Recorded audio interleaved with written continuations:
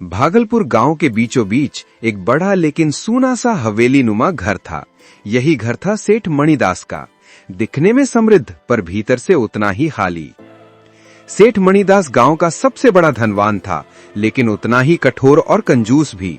उसका जीवन एक ही बात पर चलता था, धन ही भगवान है। घर में पैसे की तिजोरी थी, लेकिन प्यार और भक्ति की तिजोरी बिल्कुल खाली। सावित्री ही इस घर की एकमात्र रोशनी थी, नम्र, दयालु और माँ लक्ष्मी की सच्ची भक्त। सावित्री, तेल क्यों इतना जला दिया? दीपक पूरा भर दिया क्या? हर वस्तु का हिसाब रखो। जी, पर मंदिर में थोड़ी रोशनी कम थी, सोचा कि। मंदिर, भक्ति, पूजा सब ढोंग है। धन ही सब कुछ है, देवी देवता कुछ नहीं करते। सावित्री की आंखें भर आईं, लेकिन वह मौन रही। उसने वर्षों में एक बात सीख ली थी, कंजूसी से लड़ना आसान है, अहंकार से नहीं। मणिदास के घर पूजा की मनाही थी, पर सावित्री का मन पूजा से भरा था। हर सुबह मणिदास के दुकान जाते ही सावित्री चुपचाप एक पीतल की थाली उठाती और गांव के लक्ष्मी मंदिर पहुंच जाती। वह मंदिर की सीढ़ियों पर बैठकर कई बार रो पड़ती। उसकी भक्ति सच्ची थी, उसकी आंखें कहानी कहती थीं। माँ, मैं कुछ नहीं मांगती, बस मेरे पति के हृदय में थोड़ा सा प्रेम, थोड़ा सा दया भर देना। हर पूजा के अंत में वह तिजोरी से चुपके लिए गए एक छोटे सोने के सिक्के को लक्ष्मी चरणों में अर्पित कर देती।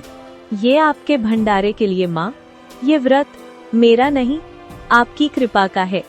एक दिन शाम को मणिदास दुकान से लौट रहा था, तभी उसने देखा सावित्री मंदिर की तरफ जा रही है। शक उसके मन में एक जहरीले बीज की तरह उगाया। वो चुपचाप उसके पीछे पीछे चला। मंदिर में जाकर उसने देखा उसकी पत्नी रोते रोते एक सोने का सिक्का देवी के चरणों में चढ़ा रही है। अच्छा, तो ये हो रहा था मेरे घर में। मेरी मेहनत की कमाई तू सोने के सिक्कों में मंदिर को दे रही है। मैंने भंडारा कराने का व्रत लिया है, ये दान गरीबों के लिए है। आज के बाद मंदिर गई तो अच्छा नहीं होगा, और यदि एक और सिक्का दान किया तो घर से बाहर कर दूंगा। सावित्री डर गई, पर उसकी भक्ति नहीं टूटी। उसने पूजा बंद नहीं की, बस तरीका बदल लिया। अब वो घर में एक सिक्का पूजती और रात में चुपके से कुएं में डाल देती। भंडारे का दिन नजदीक था। पूरे गांव में चर्चा थी, इस बार भंडारा नहीं होगा, जो हर साल सावित्री के दान से ही होता था। बेटी सावित्री, भंडारा कैसे होगा? दान तो कोई देता नहीं। पुजारी जी, माँ लक्ष्मी का काम अधूरा नहीं होता, उनके भरोसे रहिए। दान पात्र भंडारे से 2 दिन पहले खोलिए, बस। पुजारी ने सावित्री की बात मान तो ली, पर मन में आशंका भारी थी। 2 दिन बाद मणिदास ने व्यंग से कहा, चल मंदिर चलकर देखते हैं तेरी माँ ने क्या इंतजाम किया है। मंदिर में भीड़ जमा थी, सबकी निगाहें दान पात्र पर थी। पुजारी ने मंत्र पढ़कर दान पात्र खोला और सब हैरान रह गए। पात्र पानी से भरा था। दान पात्र में पानी? ये कैसे? ये पानी हमारे ही कुएं का है। पुजारी ने पानी हटवाया। नीचे चमचमाते सोने के सिक्कों का ढेर भरा था, इतना कि पूरा भंडारा कई वर्षों तक हो सके। माँ लक्ष्मी ने स्वयं इस भंडारे का भार उठाया है। हे माँ लक्ष्मी, मुझे क्षमा करो। मैं घमंड में अंधा हो गया था।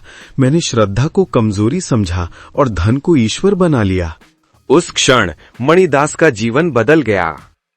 उस वर्ष भंडारा इतना भव्य हुआ कि पूरे गांव में ढोल के, भजन और रोशनी की गूंजती आवाजें रात भर सुनाई देती रहीं।